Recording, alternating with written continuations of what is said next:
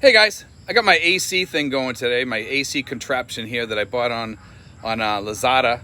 Working good. It feels like an ice cube in the back of my neck. I don't have the fans going today, so you don't really hear that much, because if I have the fans going, you guys will be able to pick it up. So I just have the cooling part going, which cools your neck or whatever, so it still feels decent. But today I want to talk about, are expats that are looking for women afraid of dating girls in affluent places, and are they afraid of dating educated girls? And it seems like they are in a lot of ways. Now, a lot of the guys that come over here that I see, some of the guys come over here, they're already married. They're already ready to roll. They got the girlfriend already. They already met somebody here a long time ago, and they're all set.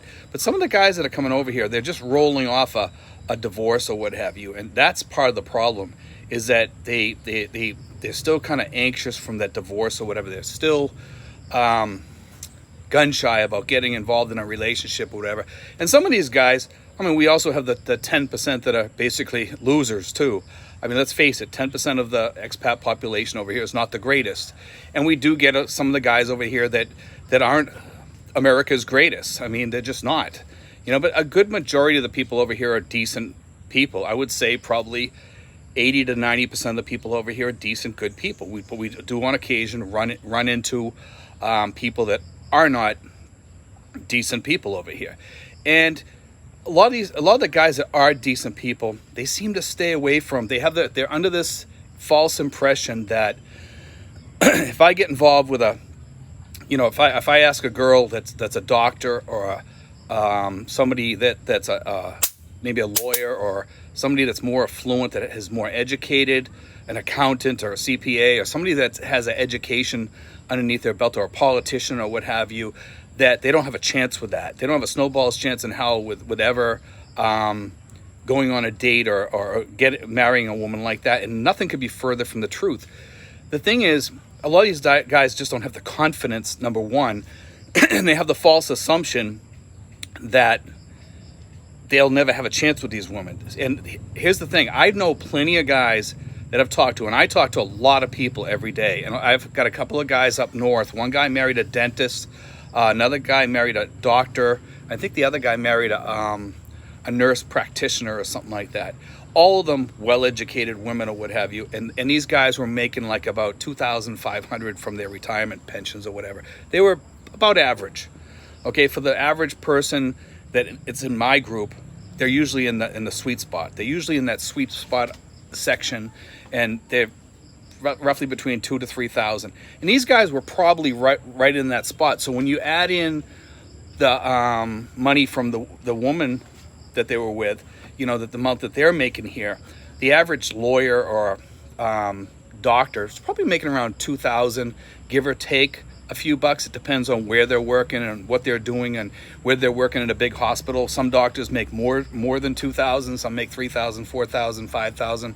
But it depends on what hospital they work at, whether it's a private practice or whether it's they're working at a regular medical center, and the medical center is paying them or whatever. We got a lot of mosquitoes flying around here, getting ready to bite me here, getting ready to make a meal out of me. But anyway, what I want to do is say this: that in Alabama, I was over there the other day.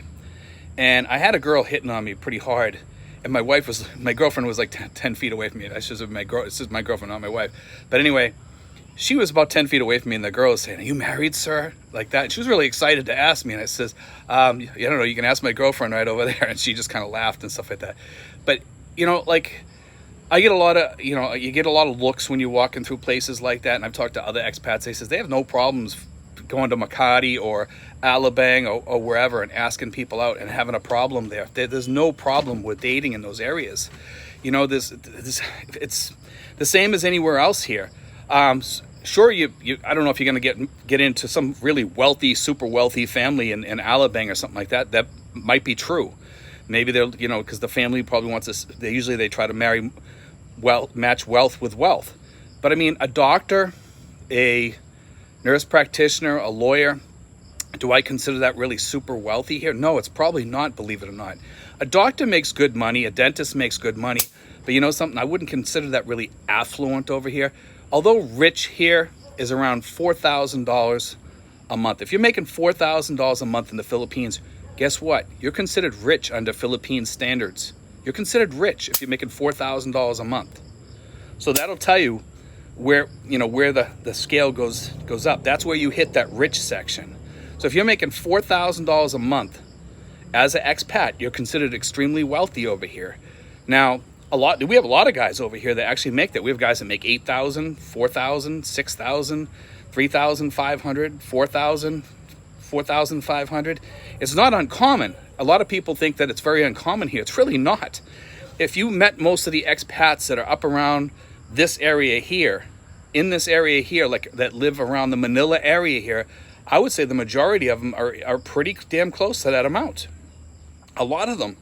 And it's not like 5 or 10%. I'm talking probably 20% or more, probably, or 30% or more, probably in that area where they're pretty close to that rich section, that rich area. You know, and a lot of people here that are on budgets probably make just as much as a doctor or more. So like a lot of people sell themselves short here as, well, I'm only making $2,000 a month, you know, or I'm only making $1,500 a month. What chance do I have going with an attorney or a doctor or an accountant or whatever who's making really good money over here? What chance do I have? You know, you have a really good chance because you're on par with them. You're on par with them. The only thing that might ever hurt us is a lot of these people that are wealthy look at the expats and they get to see a lot of expats in their practices and stuff like that. And some of these guys are dunces, you know, and they see those guys, you know, and that's the only thing that makes us look bad is when we get some guy that they're just not kind people. You know, they're the kind of people that we don't want representing us. And those are the ones that kind of hurt our reputation over here in the Philippines. The majority of all the expats that I see over here are good, decent people, you know, but it's the bad ones that make us look bad. The only reason why somebody might say no to you is because they've ran into a couple of those bad expats or whatever. Or I've met some girls that were very affluent girls here, and it took a while for them to get over, like they were with an American. They were very affluent. They married some guy that had a lot of money, and they were afraid to go out with the other expats. After being with that guy and their husband died or whatever have you, they're afraid to go with other expats because they met some of those expats and they know that some of them are just not good people. So, you know, we have to kind of represent ourselves a lot better than what we do sometimes. And then we have a better chance with people like that. But anyway, guys, I just want to throw that out there. Don't be afraid. Have a little confidence. You know, don't be afraid to go up and ask these people. You don't have to be afraid. There's nothing to be afraid of. You know, so when you're out there and you're looking around, don't be afraid to look in Makati. Don't be afraid to look in Alabang or BGC. And don't be afraid to date somebody that's more affluent or educated. There's no reason to be afraid of that at all. God bless, guys. Take care.